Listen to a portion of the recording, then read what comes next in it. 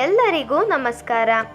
ಇಂದು ನಾವು ನಿಮಗೆ ಏಲಕ್ಕಿ ಕಾಯಿಯ ಮುಖಾಂತರ ಮಾಡುವಂತಹ ವಶೀಕರಣ ತಂತ್ರವನ್ನು ಹೇಳಿಕೊಡುತ್ತಿದ್ದೇವೆ.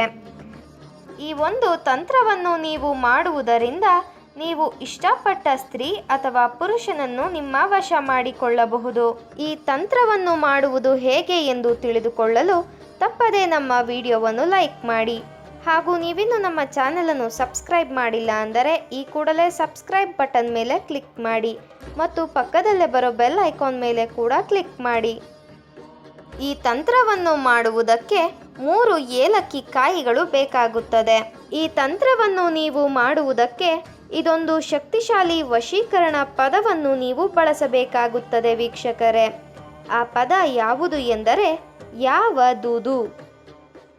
ಈ ಶಕ್ತಿಶಾಲಿ ವಶೀಕರಣ ಪದವನ್ನು ನೀವು 99 ಬಾರಿ ಹೇಳಬೇಕು. ನೀವು 3 ಏಲಕ್ಕಿ ಕಾಯಿಗಳನ್ನು ನಿಮ್ಮ ಮುಷ್ಟಿಯಲ್ಲಿ ಹಿಡಿದುಕೊಂಡು ಈ ಒಂದು ಪದವನ್ನು ಹೇಳಬೇಕು. ಅದಾದ ಬಳಿಕ ನೀವು ಏಲಕ್ಕಿಯನ್ನು ನೀರಿನ ಒಳಗಡೆ ಹಾಕಬೇಕು. ನಂತರ ಅದನ್ನು ಮಣ್ಣಿನ ಒಳಗಡೆ ಹೂತು ಹಾಕಿಬಿಡಬೇಕು. ಗಮನವಿಟ್ಟು ಕೇಳಿರಿ ವೀಕ್ಷಕರೇ, ನೀವು ಏಲಕ್ಕಿ ಕಾಯಿಗಳನ್ನು ನಿರ್ಜನ ಪ್ರದೇಶದಲ್ಲಿ ಹೂತು ಹಾಕಿಬಿಡಬೇಕು.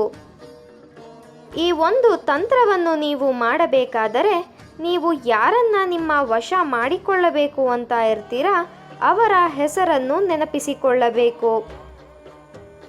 ಅದರ ಜೊತೆಗೆ ಏಲಕ್ಕಿ ಕಾಯಿಯ ಮೇಲೂ ಸಹ ನೀವು ವಶೀಕರಣ ಮಾಡಿಕೊಳ್ಳುವವರ ಹೆಸರನ್ನು ಬರೆಯಬೇಕು.